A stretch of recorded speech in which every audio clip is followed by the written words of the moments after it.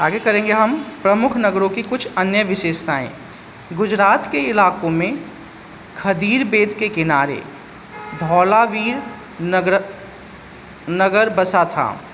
धौलावीर नगर के 3 भागों में बांटा गया था। धौलावीर नगर को 3 हिस्सों में बांटा गया था। इसके हर हिस्से के चारों ओर पत्थर की ऊंची ऊंची दीवार बनाई जाती थी। इनके अंदर जाने के लिए बड़े बड़े प्रवेश द्वार थे। इस नगर में एक खुला मैदान था जहां सार्वजनिक कार्यक्रम आयोजित किए जाते थे। यहाँ मिले कुछ अवशेषों में हड़प्पा लिपि के बड़े बड़े अक्षरों को पत्थरों पर खोदा गया पाया गया है।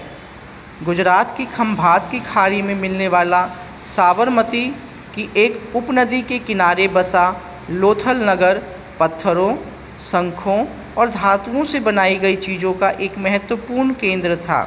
यहाँ एक बड़ा तालाब भी मिलता है जो शायद लोथल का बंदरगाह था, जहाँ समुद्र के रास्ते आने वाली नावें रुकती थी। संभवतः यहाँ पर माल चढ़ाया और उतारा जाता था।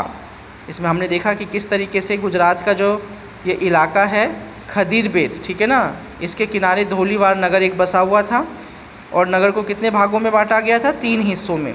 इसके हर हिस्से के चारों ओर पत्थर की ऊंची ऊंची क्या बनाई गई थी? दीवारें बनाई गई थी।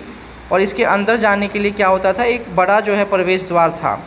इस नगर में खुला मैदान भी था जहाँ पर सार्वजनिक कार्यक्रम वगैरह जो है कोई भी कार्यक्रम आयोजित किए जाते थे। यहाँ मिले जो अवशेष है हड़प्पा लिपि के बड़े बड़े अक्षरों को पत्थरों से खुदा हुआ मिला है।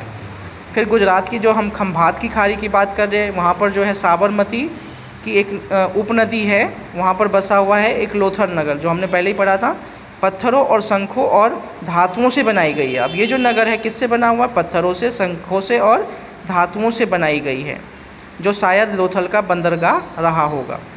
यहाँ समुद्र के रास्ते आने वाली नावें रुकती होंगी और संभवतः यहाँ पर माल जो है वहाँ पर चढ़ाया और उतारा जाता था। आगे हैं हड़प्पा सभ्यता का पतन। अब हमने ये तो पढ़ा कि हड़प्पा सभ्यता में क्या क्या चीज़ें थी। अब इसका पतन कैसे हुआ वो हम पढ़ेंगे। तो लगभग 3900 साल पहले एक बड़ा बदलाव देखने को मिलता है। अचानक लोगों ने इन नगरों को छोड़ दिया, लेखन, मुहर और बाटों का प्रयोग बंद कर दिया। दूर दूर से कच्चे माल का आयात काफ़ी कम हो गया, मतलब काफ़ी चीज़ें बदलाव हुआ। एकदम से जो है लोगों ने यहाँ पर रहना बंद कर दिया, चीज़ों का इस्तेमाल करना बंद कर दिया। जो कच्चे माल का आयात होता था दूर से वो बंद हो गया। मोहनजोदड़ो में सड़कों पर कचरे के ढेर लग गए। अब जहाँ पर बहुत सफाई हुआ करती थी वहाँ कचरे के ढेर लग गए।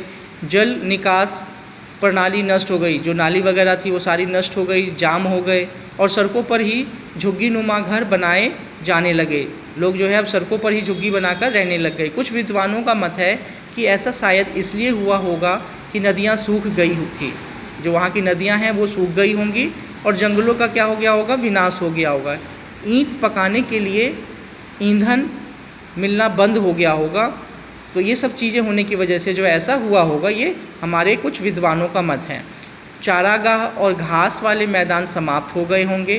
कुछ इलाकों में बाढ़ आ गई होगी। ऐसा भी लगता है कि शासकों का नियंत्रण समाप्त हो गया होगा।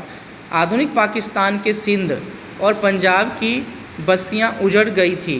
कई लोग पूर्व और दक्षिण के इलाकों में नई और छोटी बस्तियों में जाकर बस गए। अब लोगों यहाँ से जो है बस्तियाँ यहाँ की सारी उजड़ चुकी थी और दूसरी जगहों पर जाकर वो छोटी छोटी बस्तियाँ बनाकर लोग रहने लगे।